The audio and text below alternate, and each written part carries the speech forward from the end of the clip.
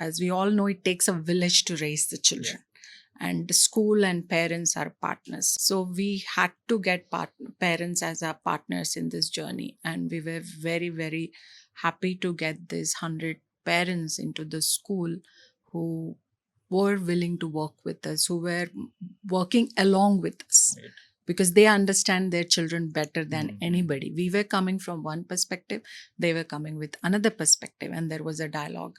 Today we have with us Ms. Shalini Reddy, who's a distinguished personality in the education space. She's the co-founder of one of the best ranked schools in Hyderabad, Manthan International School, and also a co-founder of a leading AI and education company, CuriousEd. Thank you, Shalini, for joining us today, and looking forward to have an insightful conversation. Thank you for inviting me to be here today. I'll start with Manthan, of course. Over the years, we have heard great things about Manthan, both as a parent and also as someone in the educational space from so long. Reflecting on your journey with Manthan, what were some of those pivotal moments that shaped your vision for education? So, my foray into education has happened as a parent. First, so because I have two daughters who were into schooling when we moved to Hyderabad from Mumbai. And then we started looking actively for schools for our children, though they were in kindergarten. And I've got them admitted into one of the well-known schools, but I wasn't happy the way they were learning. The reason was, one, the children were crying, they didn't want to go to school. The other thing was the kind of homework or whatever was coming, it didn't lead to any quality learning among the children with both my girls. And that I felt. Then I went back to school. Then I asked them what is happening, because we come from a generation where our parents didn't ever go to school other than maybe a PTM, that too if it was conducted. So my educational thinking was like, that's how schools are. But when it came to my own children, I started questioning that fact. Then I went around looking for many different schools, because we were okay with the finance in the terms of the fees. We could pay a little less, little more. We had that freedom. But everywhere I was asking this question, everybody was telling me about what bounds them in giving a certain kind of education. So that everywhere I said, no, but in schools, no, but in schools. This is how it is done. And that was not comfortable for me, because in that journey, this I'm talking about in 2008-9, so many new things were happening around the world when it came to learning, schooling, and things like that. But I felt somewhere in our education system there has been a lot of stagnant process. And I said, okay, if I have to do something in this space, then I had to learn myself about what's happening around the world. And then I started reading about different education curriculums, what is happening internationally, how are they providing, because we also had that influx of US parents coming to India and then talking about what their children are actually doing in the classrooms in US and UK. But I didn't see that in Indian classrooms. Then I said, okay, let's start a school. And we had very limited money in terms of investment. It was personal savings and everything we earned for last 10, 12 years in our careers. And then we said, okay, let's start school. So my vision of school was a very small school. I never thought that it will become a big school. So max, maybe I would have expected 100 students, I think. And then when we started more and more into researching, I said, in India, we have to go without boundaries. We have to test, we have to question, we have to remove all the biases where the way we approach our teaching and learning program. That was my fundamental thinking when I started on this journey. The second was to have understanding. I needed to do a lot of research, and I needed a team of people to work with me in this research process. And I went around looking for the educational leaders or the teachers who were there in this industry, who work with different kind of educational programs, but they're also the ones who are willing to change. They're willing to think in a diagonally opposite way, and who want, this is what is going to work well with, because teachers are very important because they are the actual practitioners.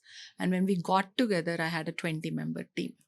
And that's where we started researching and started trying out different tools. So when we started school, we had 10 children at the beginning of the academic year. By the end of the academic year, we had 100 students. So that was really surprising for me. But and also schools were not talking to parents. Mm. Parents did not have an idea what education is. It's like, this is how the dal is made and this is what I get to eat kind of scenario was happening. And they felt whatever they think they know is the right way. Nobody was educating parents, and Yeah. we felt, no, we have to have a dialogue with parents. As we all know, it takes a village to raise the children, and the school and parents are partners in that. So we had to get parents as our partners in this journey, and we were very, very happy to get these 100 parents into the school who were willing to work with us, who were working along with us, Right. because they understand their children better than Mhm. anybody. We were coming from one perspective, they were coming with another perspective, and there was a dialogue. And that has kind of framed my educational philosophy. Education should not have boundaries. Great. I mean, that's really inspiring Yeah. to hear, especially considering that the story started with two daughters. I also have two daughters, so I could connect. What kind of inspired you to shift from a traditional educational model to something as disruptive as AI customization in learning with CuriousEd? So one thing as everybody in our community has to understand is, education is constantly changing. Hmm. It is adapting over the generations, Yeah. and we have looked at technology. We adapt technology quite a lot, but to a large scale in a schooling system where we focus a lot of people, we need a lot of people to conduct the classrooms. Hence our teams are overburdened with a lot of things. And also a lot of times we cannot customize a lot of our resources, materials to each individual learner. Of course, if it's a really small school, like I said, if I had 100 students and I have 30 teachers, that is very much possible. But when we increase going to schools where the numbers are huge, it's very difficult to customize the learning. And also with my experience and learning among a lot of educators, I've seen there are still so many things which can be done in the classrooms to make it very customized learning process and teaching process in the classrooms. And that's where the technology plays a lot of role. And as a school, from the beginning, we have used a lot of technology to make, not just to show videos or something, but for teachers to use it efficiently to support learners. We have been doing that. And AI is something which, as a tool, makes it much, much more feasible in customizing the learning to children's need, to support teachers to have a very good dialogue. Because just imagine, you have to go through hundreds and thousands of websites, which I have done. But for me, it was very difficult to have a dialogue with an educator. Yeah. Okay. And who's sitting somewhere in the world, but it can give me some cohesive understanding about it. Or how do I have planned the entire activity, but I'm not comfortable with it. I needed somebody to review it and tell me whether it is good or not. So there are a lot of these things AI can step in and improve the quality of teaching and learning across the classrooms. It will not be just dependent on, I am good, so my class is good. The other teacher, not that is able to deliver for whatever reasons, you can enhance that teacher's capability also through AI. Yeah. One is customization towards teaching. The other thing is giving a push to teachers, directing, reducing a lot of their administrative work, so that they can focus on children's learning in their classrooms. I think parents don't know the amount of work teachers have administrating, or the community at large do not know the amount of work involved for teachers. And a lot of these elements, if we take away from teachers, then the teachers can focus more on the learners. Technology here right now, with our experience, is that what all ways we can support teachers and learners in our classroom to improve the quality of our learning.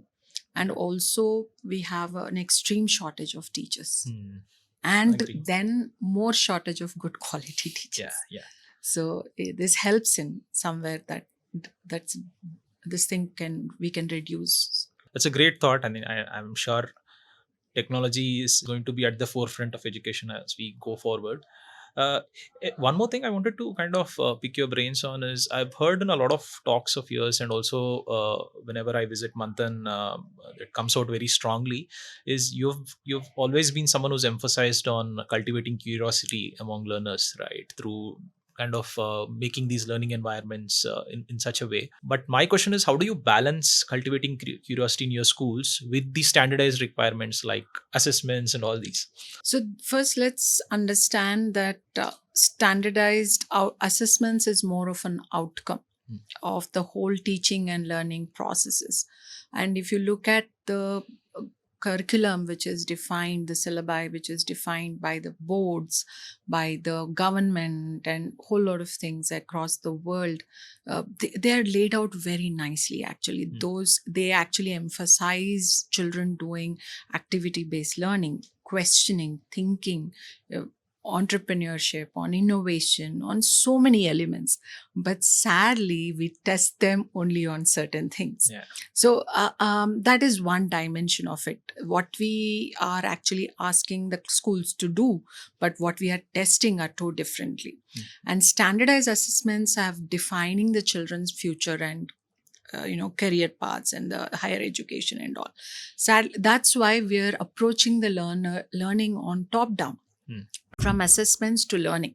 Okay. Actually, it should be From learning to assessments. Yeah. That is one thing. So in Manthan also we strived towards working, let the learning happen. Assessments, they will do well. And that we have proved successfully. Yeah. Okay. So I still believe in that. Most of our learners have come to schools. Like parents did ask, ma'am, exams are happening. Every other school child is with a book, getting into the bus with a book. How come Manthan students just walk into the class and with no fear of exams and write? And they don't cheat in exams. So how is it possible? Because if you do the teaching and learning process effectively and efficiently, where learners enjoy and are passionate about, they do assessments very well. Any kind of question which comes in front of them, they'll not be worried, they'll not be scared, and they'll attempt. They will not leave it. They might be right or wrong, but they will attempt. Right. So that is what we have to understand, that somewhere the governments are trying to move away from standardized assessments, and there's a lot of debate and discussion around it last few years. Yeah.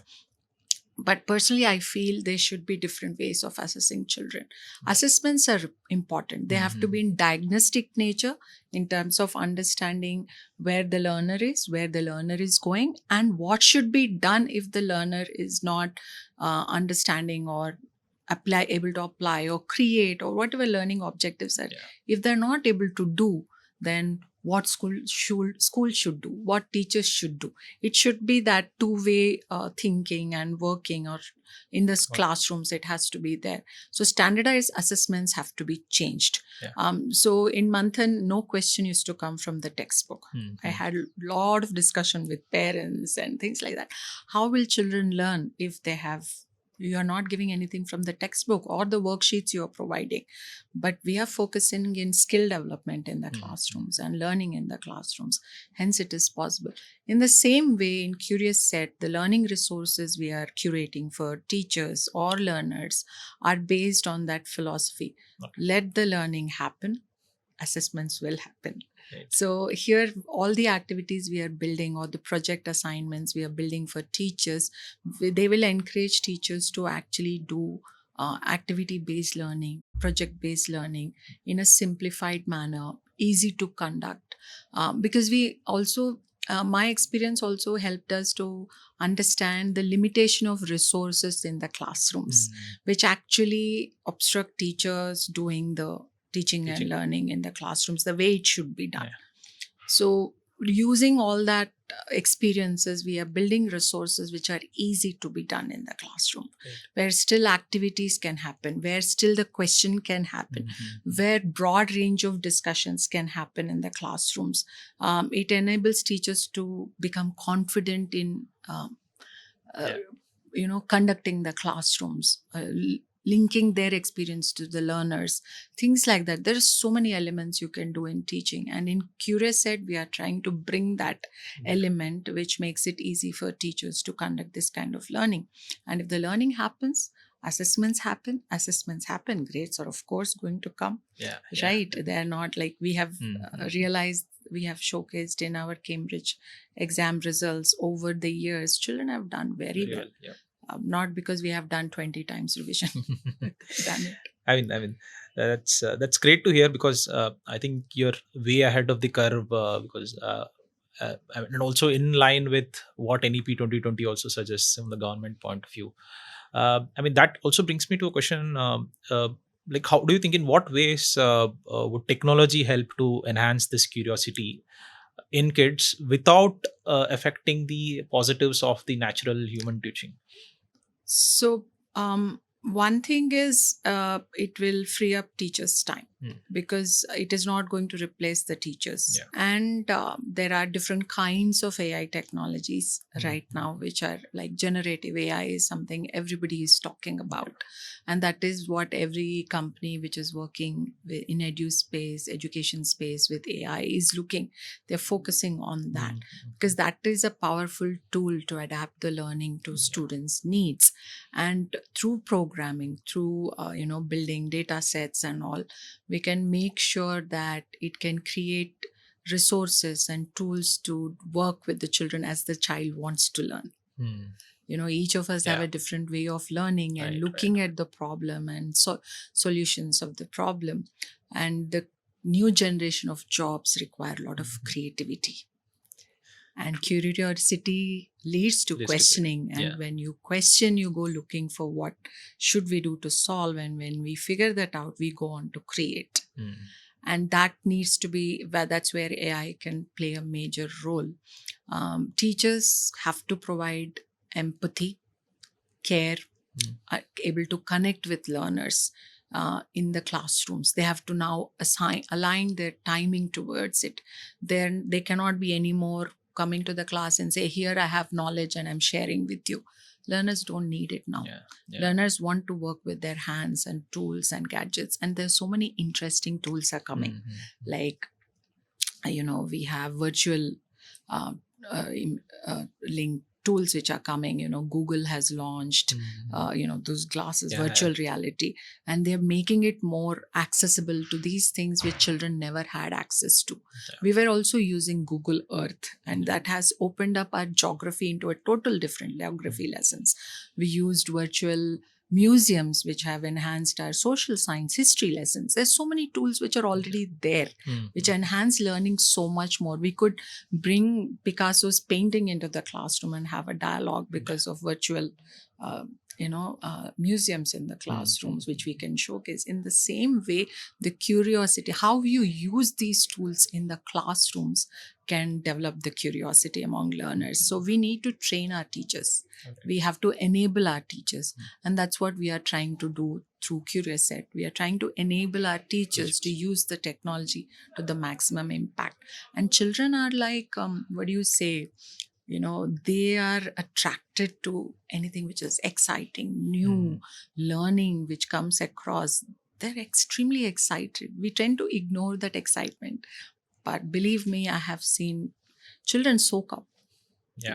They soak quite, like whether good or bad, they take it in. So we have to be careful in what we are working with children, but they are even small things. We just leave a statement in the class, in a class of 25. I'll have at least one child who would send us, "Ma'am, what do you mean by that?" They never let go. So that is what our philosophy when we are working with CuriousEd.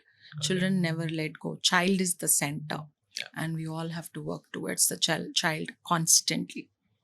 And even now when my team comes up with a doubt, I ask them, what do you think children are going to do with this? So that's all this conversation on curiosity spiked my curiosity as well now. I definitely would want to know what were the different challenges you faced while transitioning from a physical school to building an educational platform using technology. So, first of all, I'm a novice to technology. Though I use technology for various reason things in my classrooms or in my previous jobs, but here when you come up, you're like basically taking a deep dive into this thing. Yeah. What you think your ideas or plans are, putting it on a tech platform is very different. It's Right. not same. But saying that, running schools is more challenging. Operationally, of course. Yeah. Not only operational, our customers are young children Yeah. and their future depends on you. True, You true. start off from 3.5 years old Mhm. to keep them till 16, 17 years. That's Yeah. a huge thing Yeah. True. to carry Right. forward. Their future depends on you. Mhm. And you have a little one pouting their mouth, you give in quickly, whatever they ask you. But then you have to constantly remind yourself, even in this tech business, whom you're working with. Yeah. We Absolutely. can easily get carried Absolutely. away. The people can get carried away because they're not seeing these little children in front of them day in, day out. Yeah. Running schools is difficult, Mhm. but it is much more difficult in tech industry because I don't want to lose connection with the actual classrooms because that's Mhm. where these products are going to be used Used. with children. This is Yeah. going to be used with actual children. Mhm. So we have to constantly think. I have to constantly explain to tech teams, how is it in the classroom? Yeah. How do children react in the classrooms? If given something like this, how does it work? Because they say, oh, it's so easy. What is so difficult about it? I have to constantly explain about teachers' challenges Mhm. because somebody has to look from that perspective constantly. Right. You cannot lose the connect. Mhm. And that is the most difficult challenge because I've been now into in this space for last 2 years, and you wouldn't believe how many conferences, meetings, and classrooms I've been to more than before to have that connect with the actual teachers and the classrooms and the trainings I have done is to keep holding on to that spirit. Mhm. Otherwise, we can become completely different, Yeah. alienated to what is happening in that. Mhm. And I think that's the biggest challenge for us in working with Working tech. with it. Tech building, I think a lot of smart engineers and tech people are there who are enabling it. Yeah. Yeah. But to bring that perspective constantly is the most, because that was very easy to connect in the actual classrooms, Mhm. which is not now. Not now. So I keep telling maybe I should start doing 2 classes per week at least. Still, To stay in touch. support some school which requires a teacher, or a couple of my team members still teach in this classroom. So we have the connect with what's actually happening in the classrooms and not. That's the biggest challenge for all the edutech companies. Yeah. Yeah. Absolutely. My next question is actually a follow up to that. Because you bring the best of both the worlds on table. How did the Manthan's stint help, like, enhance, improve your approach towards CuriousEd? How did that experience help this experience? First of all, again, no boundaries. Hmm. I have told the tech teams, which the companies which are working with us at the initial stage itself, you're not going to tell me it's not possible. Absolutely. That's the get go of my experience. I said, you should not tell me because of this platform this is not possible. Yes, there are technology is not perfect. It's not 100% AI has hallucinations. Yeah, AI yeah, accuracy is less, so we have to be very smart about it, where we use, how we use. Data protection is the actual issue. We have to be considering all of that. It has its own challenges. We have to have tools to protect those. At the same time, I told them, make it as flexible as possible. We have to constantly adapt to it, constantly change to the school's requirements and changes which are happening in school. So we cannot be a redundant, like we work for 4 years and after that we keep telling, oh, this is not possible, this is not possible, that is, I'm like, it doesn't work then. Yeah, true. And we are entering the market now. We started working with schools now, and already there are so many things we get as feedback. And I'm like, we are working towards how to solve those challenges and issues in the classroom. So no boundaries in technology is what, as much as possible. You are supposed to make teachers' life easy and students learning better, not complicated by using some things because they work out easy in your head. True. So that I said is no boundary, this thing. So it's a very interesting space. I think they put in front of something and then I say, no, it's not working. This is not how it should be. It's that phase we are in, and I think they don't like me that much. But of course, nothing more valuable than first-hand experience in a school. Yes. I mean, I've worked with a lot of EdTechs before also, but I think the ed part, which is the most important, and you've had first-hand experience in the education part, and that's like really important. See, that's very important. Like if just tell me, when you're buying a refrigerator or a television, correct? How many things you look for? Yeah. You read about it, Yes. you question it, you have a conversation with your friends or family members, because there is a certain, you get a television set, you're going to use it for a few years. And then and there is a money in being involved. It is going to be used by the entire family. So there are a lot of dimension you're researching. And the main, what is the main objective of the television in your home? Yeah. What is the purpose? I mean, watch movies for entertainment. Watch movies for entertainment, have some knowledge, learning, building by different channels. You want to do something with your learners. Now you want to play games. So there are 3-4 sets. Sure. But main purpose is to entertain. Yeah. But what is the main purpose of a school? Education. Yeah. But sadly, in our country, we don't look at the education. We look at whether we have the swimming pool, how beautiful the school looks, or what is being done. Yes, infrastructure is a very important space, but nobody looks at how that space is being used. Yes. How is this corner the school is using? How is this room school is using? Yeah. What is the value addition the school is doing with this sport, with this thing? Like I can have an amazing swimming pool. You would have come to it, but I wouldn't have used it once in a month also, because, or no swimming in summers because there's no water. Correct. So, or something else. So when parents are going to admit their children into the classroom, schools, they have to ask a lot of valid questions. It goes for every space of education, even with technology. I would really love it if parents question me. Why this? Why that? Why this? Why that? Because then I know this parent is involved in this child's growth. Yes, absolutely. And education is the fundamental role of a school.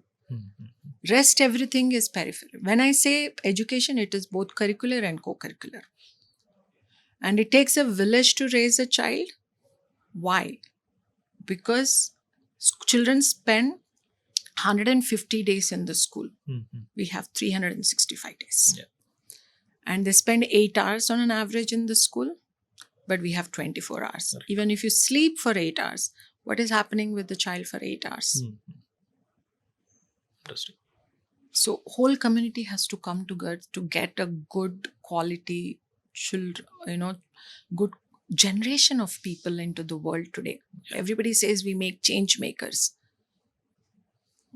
These are all jargons coming, but how are we actually making the change makers? Impacting it, Practical. Everybody has to question. Don't go by the ads. Don't go by this. As a parent, you're shelling out a lot of money. True. I mean, I'm slightly digressing from the topic, but the parent in me is wanting to ask a question, which is like, in a school, what do you think parents should look at? Like, including like what curriculum they have to select? See, there are different kinds of curriculum. And I still personally feel is that a parent knows their child better because they're living the thing. So you know what your child is like. And also how the child, you have certain set of thinking, okay, this is how I want my child to grow up, certain values, certain things. And now each school cannot cater to all of that.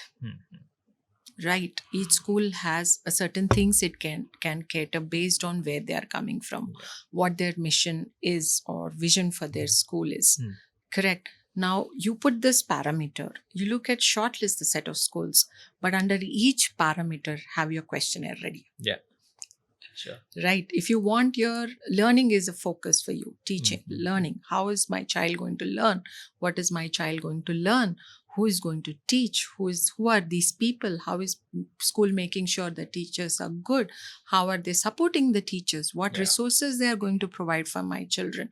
It's not about winning or losing. A lot of times people enter my office and say, can you guarantee my child can go into IIT or crack NEET exam? I have no answer for that, because nobody can guarantee that. But people can answer how they're going to put that process in line for your child to be successful. And you have to ask if the schools, if parents always put saying, they don't trust schools. But there are a lot of good schools out there. We don't ask right questions to those schools. And if you want the schools to change, also you have to ask the right questions. Only the reflection goes back. I think, my God, parents are asking me all this, and what am I doing now? I'm not meeting what parent is asking me. And then they will start implementing what board is asking. Yeah. So you have to ask a lot of good questions. Where is my money going into? I mean, thank you for answering that. I mean, that's pretty useful. I mean, that also, we would also want to kind of go slightly into the personal front as well, so that we can draw inspiration from wherever we can from your journey. What are some of those personal hobbies, interests that actually kind of not only inspired you, but also inspired your approach towards education as such? I have a unique perspective of working as a teacher, as a school head, as a school owner, school co-founder. Definitely not. So for me, it helped a lot of these things which are coming from my own personal hobbies or prior my work experience in this. Definitely, I love sports. I played sports throughout my schooling, one is basketball and handball kind of thing. I love reading. That is something you can see in my school. You could have seen. We have set up 4 different libraries. That is 4 libraries depending on the needs. Then also I love music, dance, and a lot of events I participated in my school and college, and coordination, organizing, and I understand the value they add as a leader to individual learners. These are all my personal so one thing is my sports background helped me understand the importance of the team. Correct? When the team is united, you win more matches. Not because of one person. So that's why we brought in the concept of team driven by one vision, one approach or view into what we are going to do in that school. And we have invested a lot of time and energy and trainings in building that vision. That was one thing we have worked over the years. Every new joinee in our company, we work towards creating that feel, passion, what they're doing, value what they're doing, and the mission and the vision of the company. And that's where we built a lot of strong teams. I have team members who work with me for 17 years. From the day of the school. They're still in the school. Great. And that's the importance of school, because only when they believe in what you're doing and they see they're actually adding value to the whole game, people will stick with you. They partner with you. If they don't, they don't. I have not just the teachers or not just my team. I have a team of parents. Yeah, absolutely. Right. So the team of parents also, when we were going through most difficult challenges, when we shared, they were with us. So that's an important element of the school. That's my sports experience from very young age till I was playing is drilled into me. The team is, and hard work is important. Not giving up, resilience. I think as a school founder or somebody who worked in previous, I never gave up on anything. It's amazing. Yeah, it just keep working at it, looking for solutions. So my personal hobby of sports, it's not a hobby. I played very seriously. And then reading. So reading has come to me because I lived in large estates or farms where my dad worked. And I didn't have many friends post school. So the reading became my passion. That was my wide world away from the world. And we lived in small village kind of community with the Great. school bus. And I studied with kids who were general managers, son and daughter, to a mechanic's son and daughter. We all studied together in one. So it was a very interesting mix of students, and I could relate to what each of us are going through in our social, emotional, financial backgrounds. And then also the books gave me that insight a little bit. And then I should have I take a moment to thank some of the teachers I had in school. Right. Ninth and 10th, I did my schooling in Hyderabad from Rosary Convent, and my librarian always opened the doors for me. Generally, the Super. schools will issue one book a Yeah, day. yeah, I will yeah. not. But she would, every time I would go, sometimes I would read one book per day, she would have another book ready for me. She would actually support me into reading. She suggested. That's why my passion for setting up library in Manthan happened. And children were never stopped from getting as many books as issued per day. Super. I mean, that's amazing. Yeah. I mean, at Manthan, I mean, that brings me to the question that at Manthan, do you take any like special effort to understand what are the personal passions of students and then try to nurture them? Yes, we do. Yeah. We did. And even in CuriousEd, I think we are still figuring out because initially we want children to experiment with everything. Because they have to pick up different skills, a different thought process. So that's why we say grade 1 to 5, give them as many opportunities for all the activities, Yeah, be it music, be it dance, be it sports, be it everything along with the learning, and let them explore. And then they will slowly come into what they like. But believe me, children keep changing.